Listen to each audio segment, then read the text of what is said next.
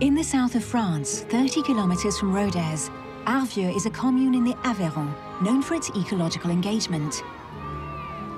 Here, climate change issues are introduced at a very young age.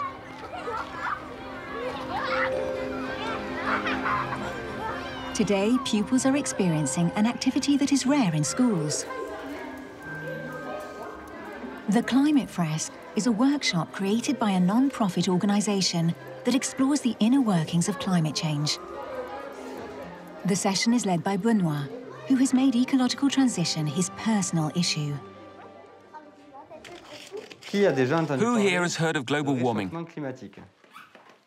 Everyone's heard about it. So, in our workshop this morning, we're all going to take the cards and place them together in a way that lets us understand how global warming works. We know that CO2 has an influence on the greenhouse effect, and that the greenhouse effect makes temperatures go up. Does anyone know how the greenhouse effect works? If there's too much greenhouse effect, the heat stays in the Earth's envelope, and then it lands on our buildings and on us.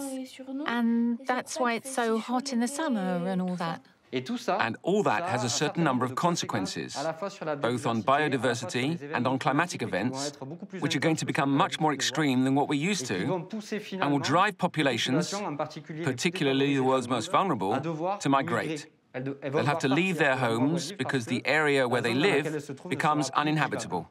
Does that worry you? Yes. Yes? Yes. So let's read the card. I buy things. Where do we put this card? With the first ones. Exactly. I turn on the air conditioning or heat. I take the car or plane. Great. So as you see, these cards describe human activities. These human activities have an impact on CO2 concentration, which increases the natural greenhouse effect. And what you need to understand in all this, what's very, very important, is that this is happening everywhere on the planet, because we do all these types of things. And the goal is to be able to control our actions as much as possible, so that the temperature of the planet doesn't rise too much, so it can still be inhabitable. Children have a firm understanding of the role our daily behaviour plays in climate change, just like adults, actually. And yet scientists have been sounding the alarm for ages, and still nothing about our lifestyle has really changed, as if the threat weren't real.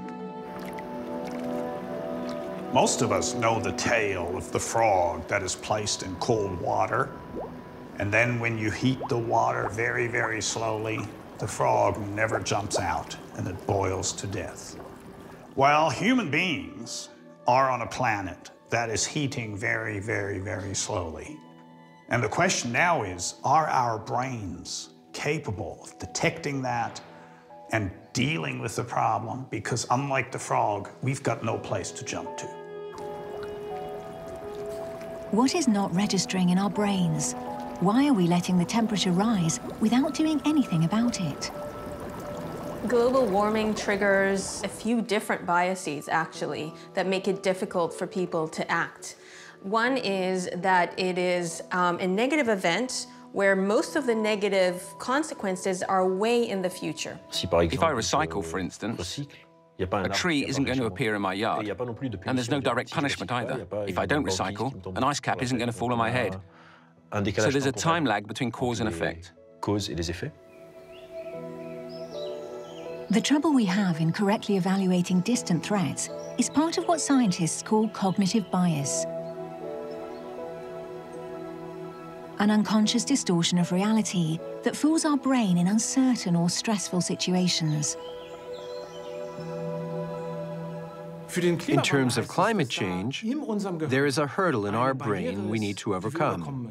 This hurdle is the feeling, created by our brains, that we're basically invincible, that the bad things the future has in store for us won't actually affect us. A professor of neuroscience at City, University of London, Andreas Kappas is an expert in cognitive bias. His research pursues the experiments Professor Neil Weinstein carried out on students in the 1980s. Experiments that reveal just how much our brain takes liberties with reality.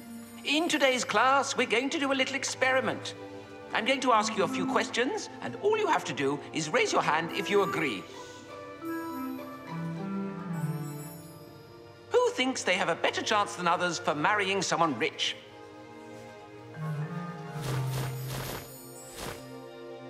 For raising a gifted child? For remaining fit in the next 10 years? For positive events, most people believe they have a greater chance than others to fare better. But when it comes to life's mishaps, it's exactly the opposite. Who thinks they have a less than average chance of getting cancer? Of being taken to court? Congratulations! It seems you're all better than average. Statistically, that's impossible, but good for you. It's statistically impossible for everyone to do better than everyone else. So this, by definition, is a bias, right? It's an illusion. It's not something that is actually possible. Scientists call this optimism bias. And they've proven it affects almost everyone, in every walk of life. This shows that whether or not you understand statistics, whether or not you are intellectually gifted, it's true for 80 to 90% of the population, regardless of whether they're a teacher or student or construction worker or employee. When it comes to optimism and in climate change, I think optimism comes in that we believe that we as individuals will be less negatively impacted by global warming than other people around us. So we underestimate our own negative consequences. Not that long ago, when the coronavirus first swept the planet, this unrealistic optimism likely played a role in how the danger was perceived, including amongst decision-makers. Le risque d'introduction en France de cas liés à cet épisode est faible. Tem a questão do coronavírus também, que no meu entender está sendo superdimensionado o poder destruidor desse vírus. In the beginning, uncertainty was very, very, very high, and when uncertainty is high, that's another kick for the optimism bias. There's some negative evidence coming in. However, you can decide to focus on the positive evidence. And it is highly likely that people were underestimating the risk of COVID, and as a result, taking action a little bit too late and maybe not enough. With a brain so disinclined to believe in disaster, it's no surprise that the alarm climatologists have been sounding for 30 years has had such little effect, especially as our difficulty to face up to reality is reinforced by another cultural bias: our cognitive frameworks. What are our cognitive frameworks? They're all the representations, all the worldviews that we've lived with for a very long time. For instance, the idea that humans are superior to nature and that nature needs to change to suit us. And none of that matters because it's good for us. In her class on climate issues in the 21st century at the University of Paris-Dauphine, Dominique Méda traces our relationship with nature back to the beginnings of Judeo-Christian civilization. In Genesis, notably Genesis 1, it's written that God asked mankind, Adam and Eve, to rule over nature and subdue it, to rule over other species, and finally, to transform the earth they live on into a Garden of Eden.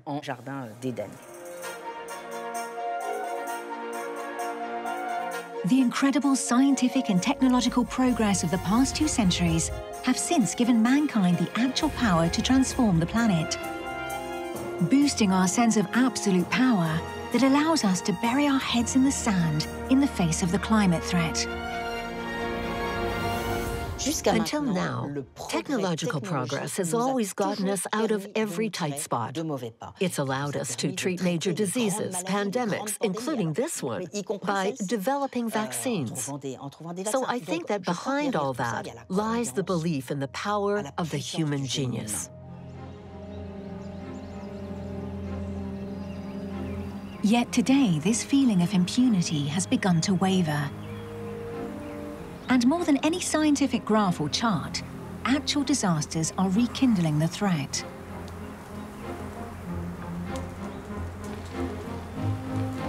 Since 2018, there's been one extreme weather event after another. Massive wildfires, extreme temperatures, monster floods. Not a single continent has been spared. The effects of climate change are sweeping through our daily lives. Lorraine Whitmarsh is one of the researchers in social psychology who works with the IPCC, the Intergovernmental Panel on Climate Change. Her lab studies the perception of climate change throughout the world. Concern about climate change has been rising a lot in recent years, and so we actually saw that up until about 2019 there was a very high peak in concern in many countries around climate change that matched people taking to the street, protests, and Greta Thunberg, receiving a lot of media attention. And interestingly, our surveys over the last couple of years show that actually it has continued to be a very high concern for people even during the pandemic. 10 years ago, fewer than 1 out of 2 people said they'd heard about global warming. Today, 2/3 of the world population consider it a threat. In Great Britain, France and Germany, 3/4 of the population say they feel concerned. Climate has become a major preoccupation. But the latest surveys reveal that 1 out of 3 people on Earth remain skeptical about the man-made origins of climate change. Among them are some highly influential political figures. Global warming and that, a lot of it's a hoax. It's a hoax. I don't believe it. No, I don't believe it.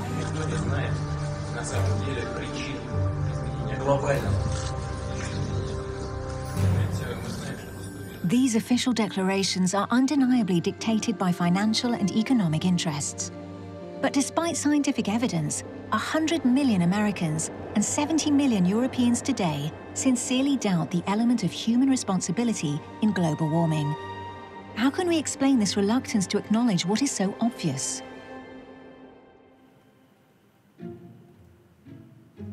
For Tali Sharrett, a researcher in neuroscience, it has to do with the way our brain processes information. In fact, without realizing it, we're used to ignoring messages that go against our beliefs. Psychologists call this confirmation bias. If I think that vaccines are very effective and I read an article suggesting that it is, that will make me more confident. But if I read an article saying that it's not very effective, I dismiss it as, not good science. We have 40 to 50 years of research that show that this confirmation bias plays a role in almost every important realm of our lives. In an online study involving hundreds of people, Tali Sharrett showed that for someone who doesn't believe in climate change, a warning message does not have the same effect on their brain as it does on the brain of someone who does. We asked people, first of all, about their views about climate change. So we asked them different questions about, do you support the Paris Agreement, and so on. Based on those questions, we divided them into those that were believers that climate change is real and is man-made, and those that are a bit skeptical. Participants were then asked to give their own personal evaluation of global warming. Unsurprisingly, those who believe in climate change predict a greater rise in temperature than climate change skeptics. But then Tali Sharrett announced something to participants.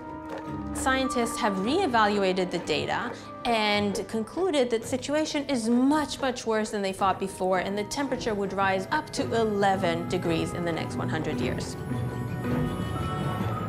The goal of the experiment was to evaluate how the two groups process this new bit of information. What we found was that those individuals that already believed that climate change was happening, they really took in that information into account and they upped their temperature estimates, right? So now they believe things are worse than they did before. On the other hand, those that were skeptical to begin with disregarded this information and didn't change their estimate much. Without realizing it, we all practice this selective thinking. Information that reinforces our convictions is treated with utmost attention.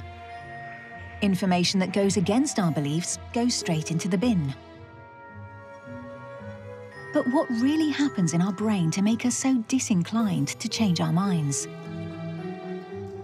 To understand this unconscious process, Andreas Kappas at City, University of London, went about trying to catch our neurons in the act of confirmation bias.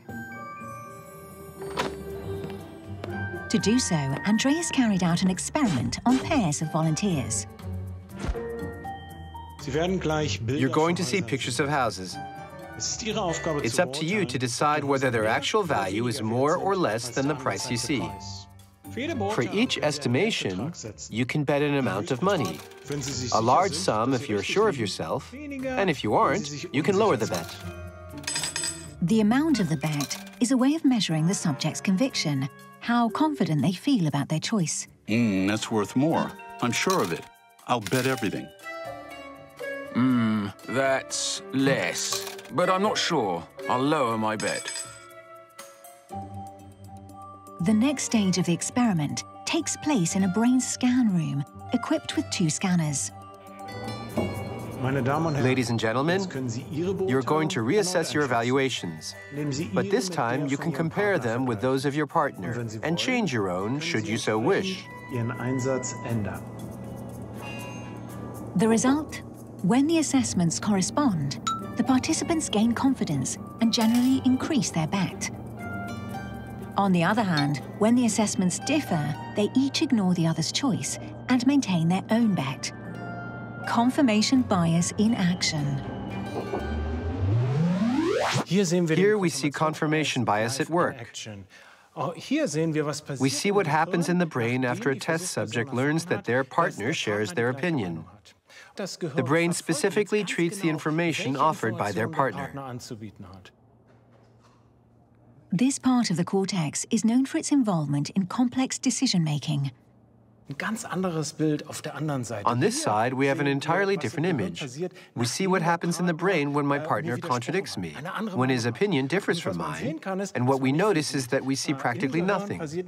Not much happens in the brain. It doesn't treat the information the partner offers, and therefore opinion does not change.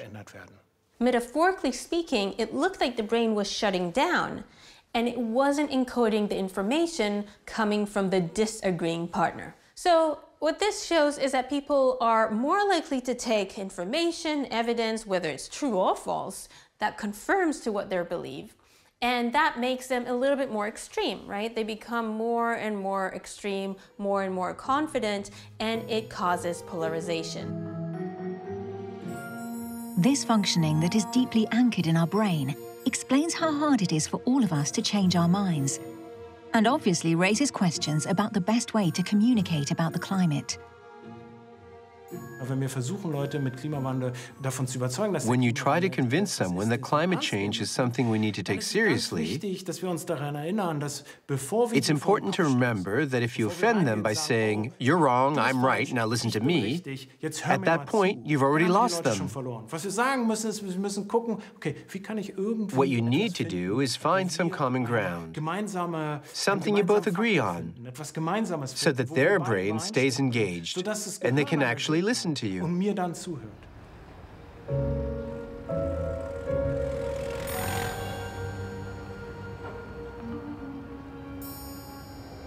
The polarization of opinions on global warming is at the heart of psychology professor Stefan Lewandowski's studies. In Brussels, Stefan works with the Research Centre of the European Commission to understand how digital technologies maintain and increase doubt on climate change. 100 years ago, if you were living in a village in France somewhere and you thought the Earth was flat, everybody would look at you, around you, and say, well, whoa, what's wrong with that guy? Ha, ha, ha. Now, today, you go on Facebook and you say, the Earth is flat. And guess what? From somewhere around the world, there'll be another whole bunch of people who believe this. None of these people would ever find anybody else in their neighborhood who shares their belief, but online, they can meet. So, what is the role of the internet in climate change denial? How does it influence people's opinions? We know from a lot of research in psychology that people hold on to a belief to the extent that they think it's shared by others. If I think everybody else thinks the Earth is flat, then you're not going to talk me out of that belief. Because I can say, hey, what are you talking about? All my friends agree with me. And that is one thing that the internet has enabled.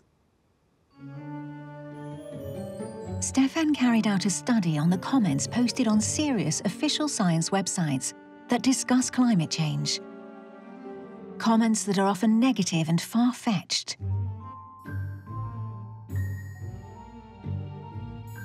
The planet hasn't warmed in 15 years. Sorry, mate.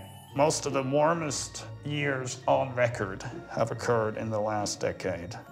The climate has changed before, yet we're still here. Everything will be just fine in the fullness of time. Yes, except Miami will be underwater. We call them zombie arguments because they're like the zombies in horror movies, you know. You keep killing them, but they keep coming back. These easily disproven comments nevertheless present a fundamental problem. They have a psychological impact.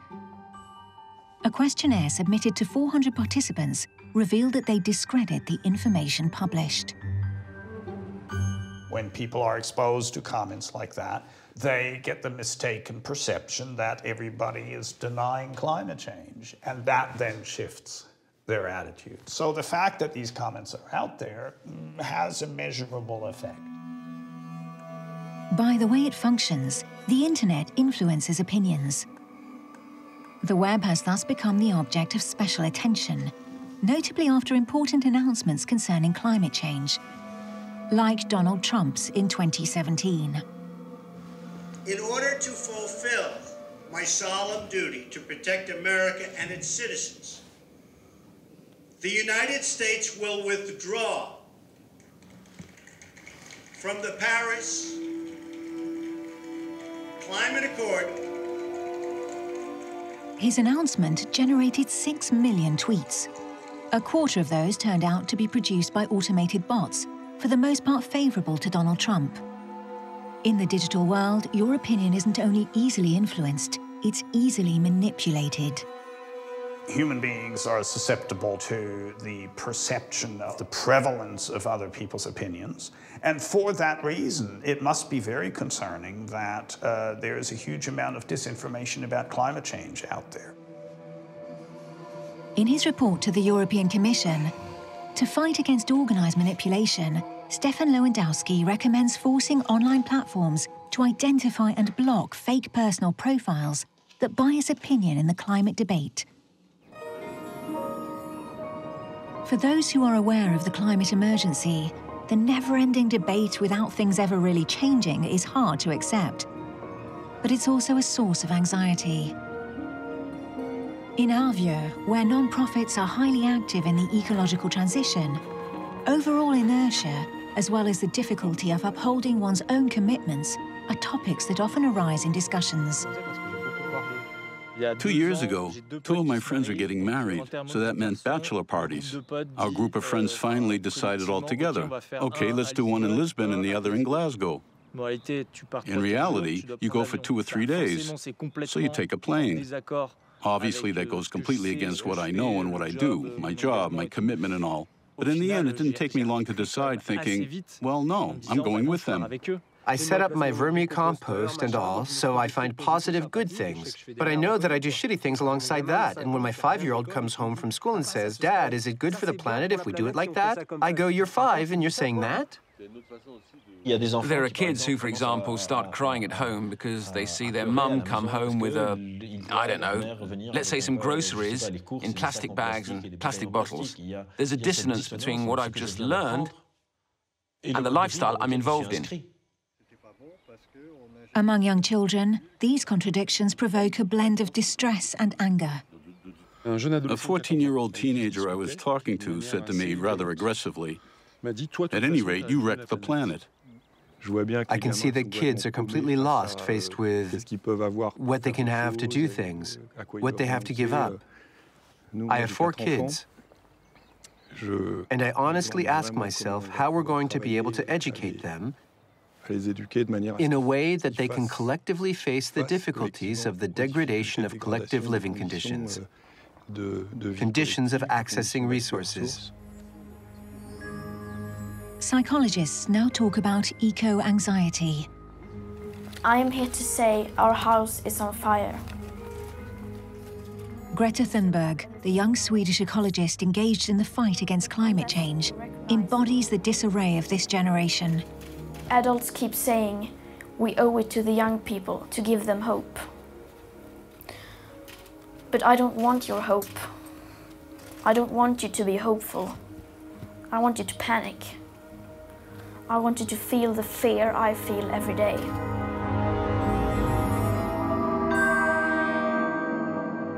A fear that sometimes borders on pathological anxiety. Therapists like Albert Mukaber have reported an increase in consultations linked to the environment. From a clinical perspective, we treat it as if someone was in mourning. We don't say, come on, feel better. We explain that it's something that needs to be dealt with, but it can't become paralyzing because you can't be in a constant state of emergency. There's no point to that. You're just going to be tired. Waking up every morning and thinking only about that isn't going to help solve the problem. And whatever you do, you can't reassure them. You tell them they're right. But in a way, this dissonance is good because it's going to allow us to return to a balance, not by saying, well then, no, climate change doesn't exist, which some people could do in an optimism bias, but by finding our balance, by saying, okay, I'm going to adapt my behavior. As a consequence of the inaction of public authorities, climate protests have taken on a global dimension. The reality check has happened, but the daily behavior of the vast majority hasn't changed. Why do so many people convinced of the threat continue with their same habits? We're trapped by the way we interact with each other.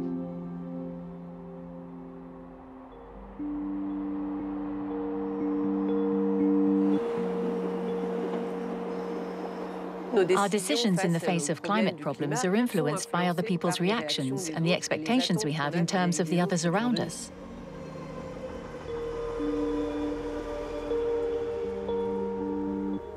Peggy Chacroun, professor at the University of Paris-Nanterre, studies the way our decisions and behavior are influenced by others. She continues the research done after a tragic story that made the front-page headlines in the 1960s. 2 psychology researchers, Latané and Dale, examined the case of Kitty Genovese. You probably are familiar with it, but a young lady got stabbed to death by a random killer, and her neighbors watched while this went on. It went on for about 40 minutes, and nobody helped, and the police were not called until much, much later, and so finally she died.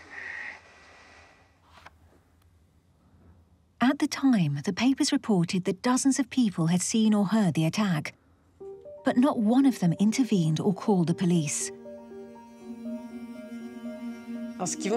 They wanted to understand the psychological mechanisms that would explain why people in this situation would normally react, but they chose not to react and not to intervene. So they decided to set up an experiment that would reproduce on a much smaller and highly controlled scale the situation of the murder. Obviously, there was no question of committing a crime, The scientists imagined a scenario where the people tested were put in a situation where they could help someone else. The participant was placed in an individual cubicle. In the cubicle, they were given headphones, like these, and told that they were in communication with another participant who was in a cubicle next door, who was actually an actor in on the experiment, who, after a moment, was going to pretend to have a medical emergency that the participant would hear in their headphones. Having a real problem right now, and somebody getting a little help here.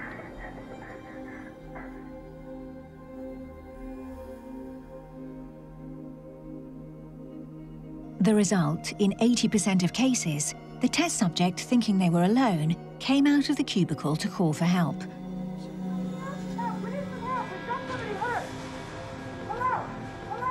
The researchers then increased the number of participants in the experiment, which profoundly changed the reactions they observed.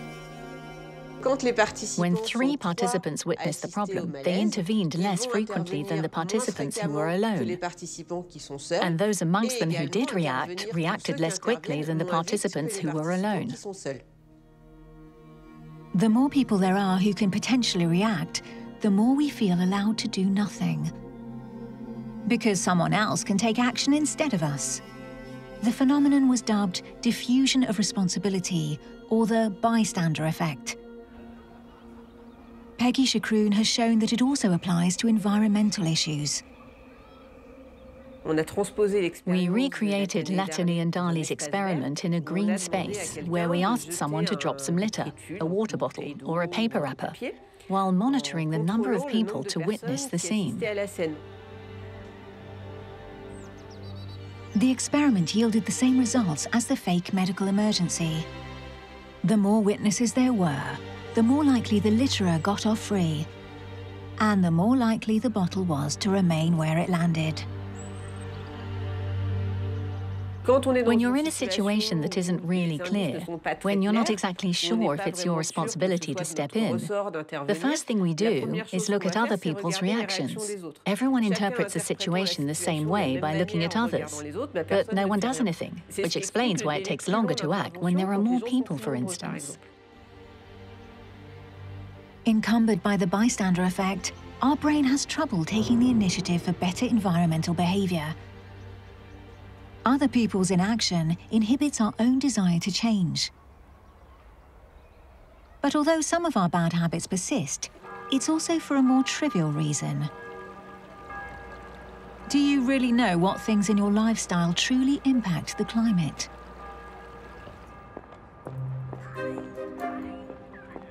The research carried out by Bernadette Suterlin at the Institute for Environmental Decisions in Zurich has shown that when it comes to food, most people ignore the basic rules. For her experiment, she used a fake buffet. Everything on this table is artificial, but looks exactly like real food, which participants will select to make a meal. Take one plate.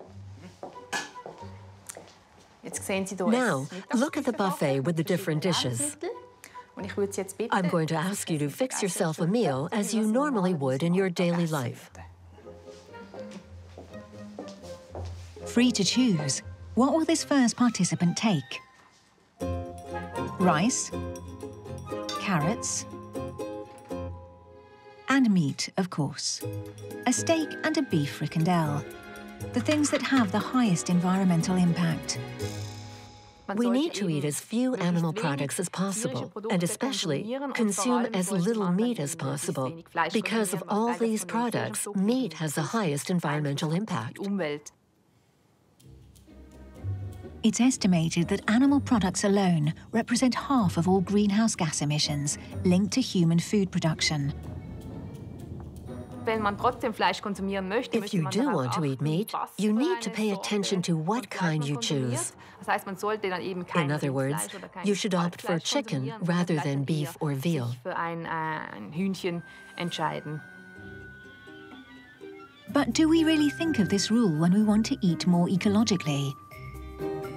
Bernadette asked half the participants to compose their meal with the environment in mind. This time, potatoes. A few extra vegetables. And once again, a beefsteak. Ouch.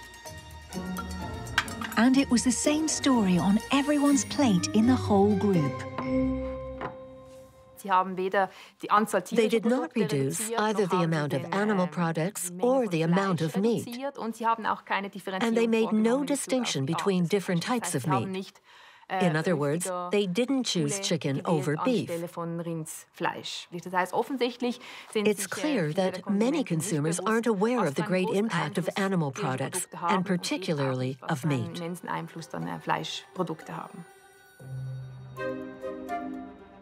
Another key element in the experiment was the origin of the products listed on the labels. With no instructions, participants felt free to take rice from the US. In the eco-friendly group, they preferred potatoes from Switzerland. And for dessert, local apples rather than bananas from Ecuador. The only difference we observed was that people opted not to select imported food. They evaluated their environmentally friendly choices based solely on the rule of thumb that products which don't come from your own country represent higher energy consumption. The origin of food products obviously also plays a role in the carbon footprint of a meal. But it turns out that the impact of transporting food is much lower than that of meat production. Consumers don't actually know which factors impact the environment most. This means it's really important to give them correct information and also some simple rules of thumb.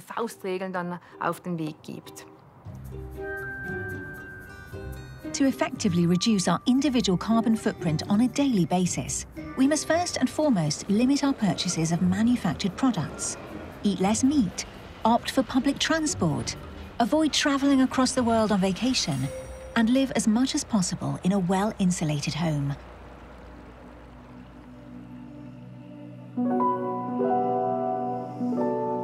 Global warming is a complex phenomenon whose causes are hidden in the details of our daily habits. It is therefore absolutely necessary to inform ourselves as consumers. But that won't be enough to change our habits, because our consumer reflexes are deeply rooted in our brains.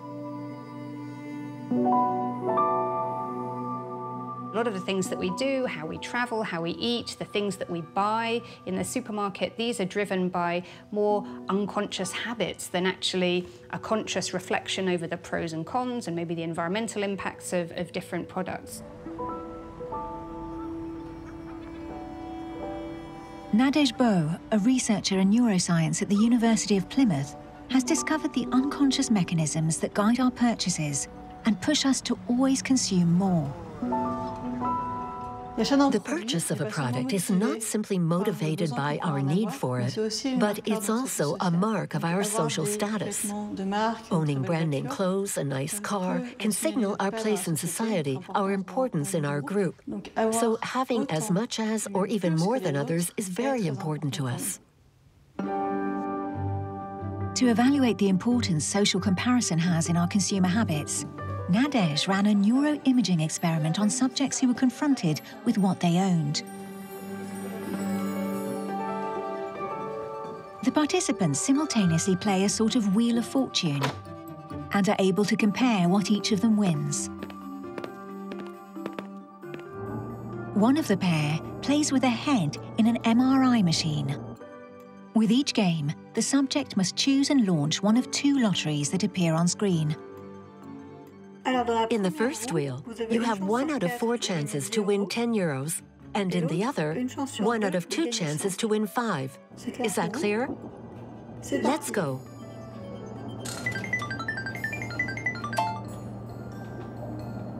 In the first stage, what Nadej is interested in is what happens in the brain at the moment the arrow stops and points to the money won. Not surprisingly, winning money activates the reward system. This is a region in the brain that gives pleasure and drives behavior necessary to the survival of the individual and the species, like eating or having sex.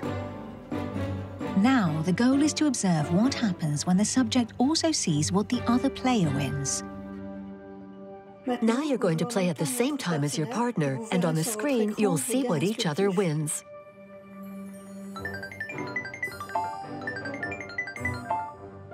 The result: for the same amount won, the activation of the reward system is systematically more intense when the winning is superior to what the other person won.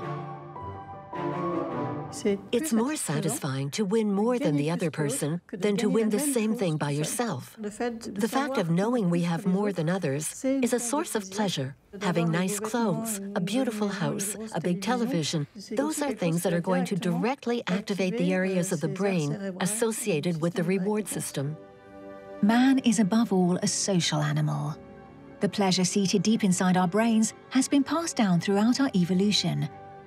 And in the modern world, these comparative reflexes are exacerbated.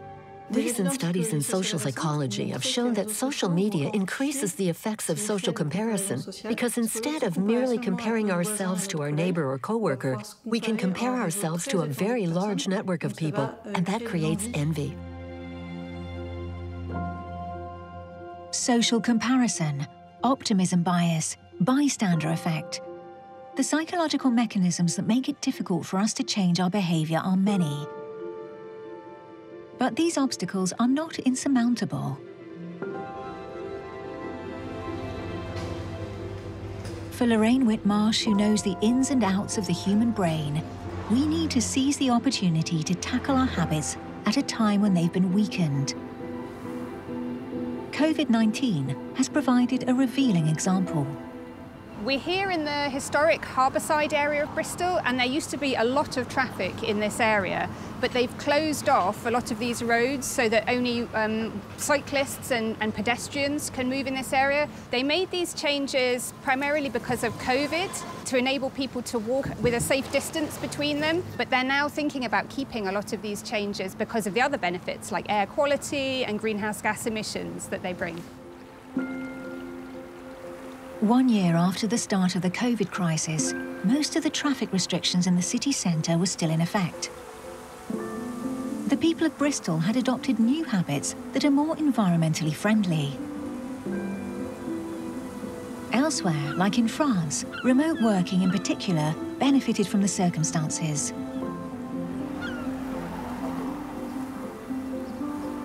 According to Lorraine, the smart strategy for public policy is to target people at transitional moments in their lives. For example, you move house, or maybe you have a child, or you change jobs. This provides an opportunity for the habits becoming weaker, and then you can reorganize people's routines and their behaviors to potentially do something different. They're open to doing something different because their habits have been broken. For example, Lorraine recommends lower rates for public transport for families who've just moved, or to talk to them about their energy consumption when they're settling in. To nudge habits in the right direction, researchers in social psychology are developing new approaches, and these are starting to pay off.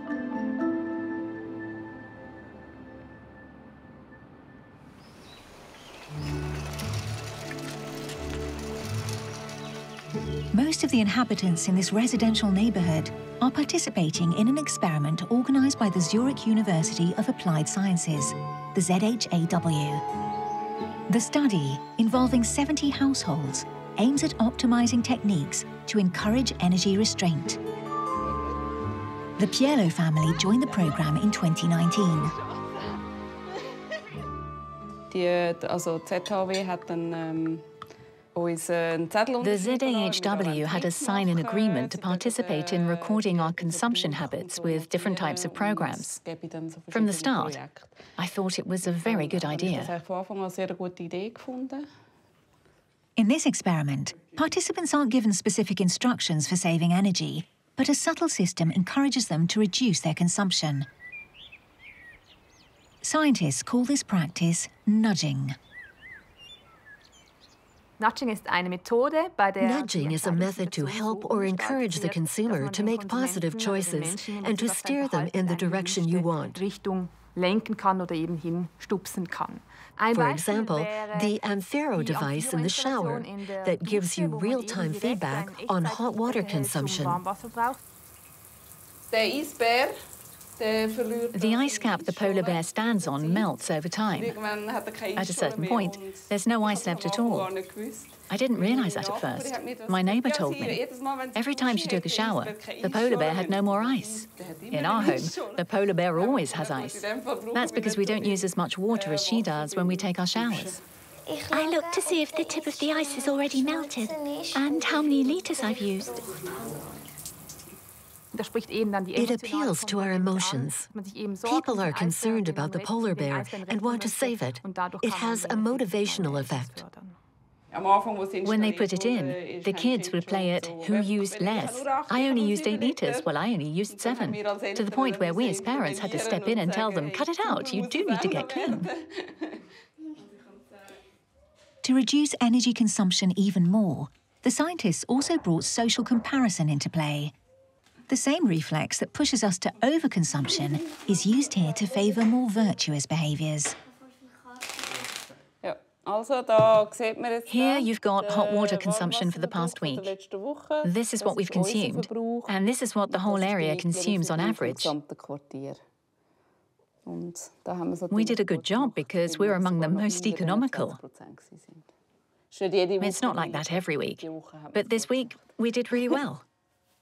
Up top, you can even see the smiley face, which means we've handled our consumption well. We're proud to get a newsletter like this that says we've done a good job. It boosts your ego. Bernadette Suterlin, who coordinates the study for Zurich University, regularly informs participants of the experiment's progress. The Amphero installation has reduced total hot water consumption by 10%, and the newsletter has reduced hot water consumption by another 5%. In other words, we've obtained a 15% reduction in hot water consumption overall. The experiment is underway. underway. If the results are confirmed, the program could be implemented on a larger scale.